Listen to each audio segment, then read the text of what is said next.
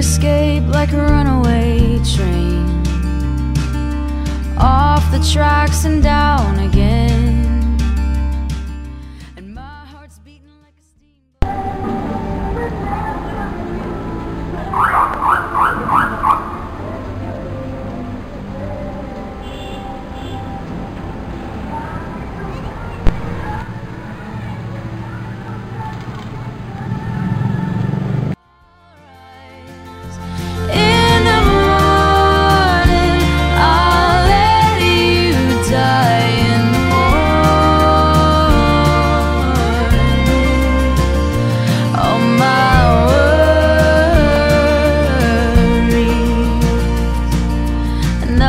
nothing but time that's wasted, and words that have no backbone.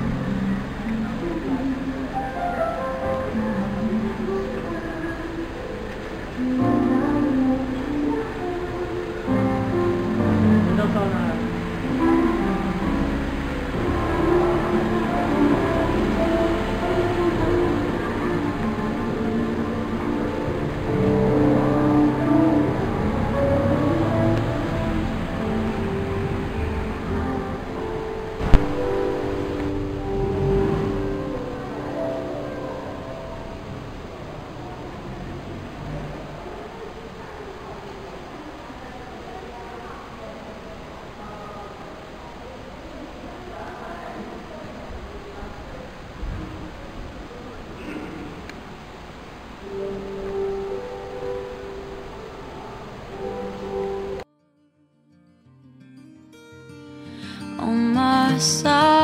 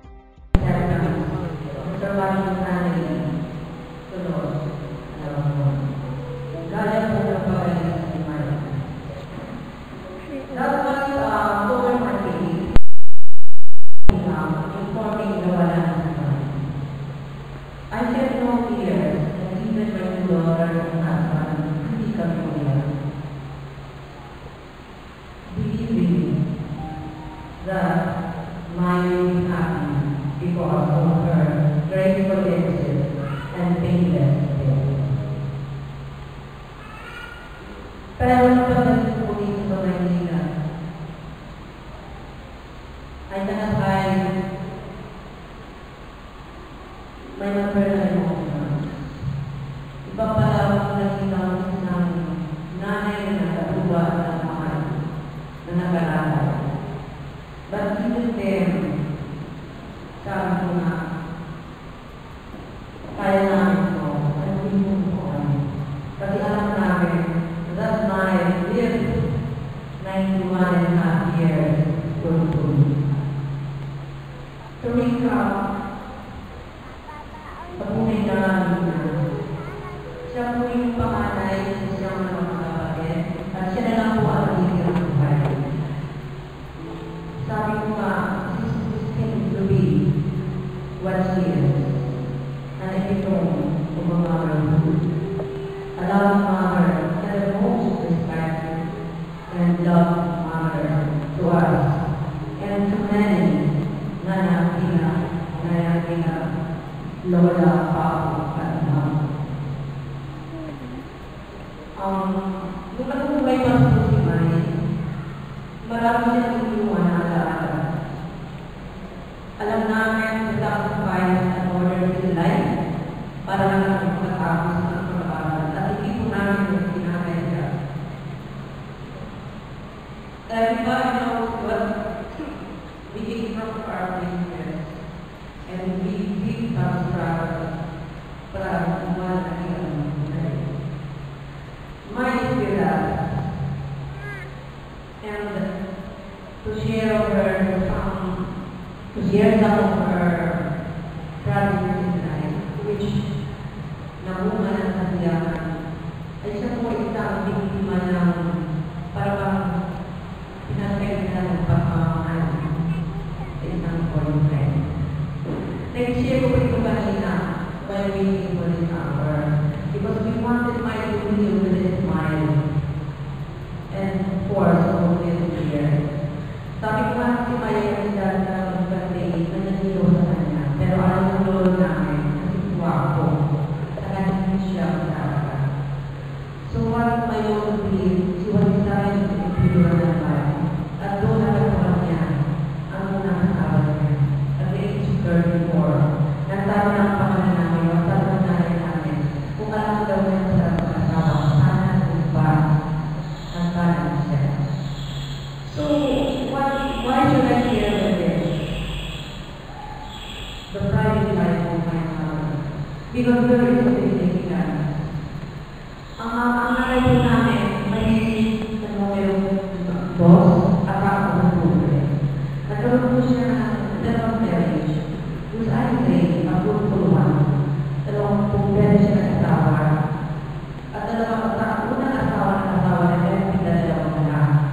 At nakakasya daw unang asawa ng dalawa. At yung dalawang asawa ng dalawang yan. And sabi ko naman ay may dalawang sa super 28. Sabi ko nga, may mga raw ng mento na siguro ba nila natin kinaman. Kasi ko yung mga asawa yung may nakatayo po sa 38. Tapos yung tatay namin ng super 12 ay gagawin sa 38. Siguro ba hindi mag-iagay may dalawa? Siguro nga yung numero ng unang asawa niya number 3, tapos tatay na number 2. So namatay siya, October 28. And, nakapagpig pa rin, yung nanay ko, parehong pinakasala sa dalawang asawa niya, October. Parehong pinamatay ng October, at siya rin namatay ng October. So sabi ko, what is into number 2? And what is into October? Perhaps that is October there. So kasabi ko kanina, yung nanay namin na pinipigod naman yung medyo bali. Kasi nga na-pure na siya, di ba, for the wine. Ngayon, may medyo masanay yung asawa na nanay yung guwapo. Kasi nanay yung pinipig sa guwapo,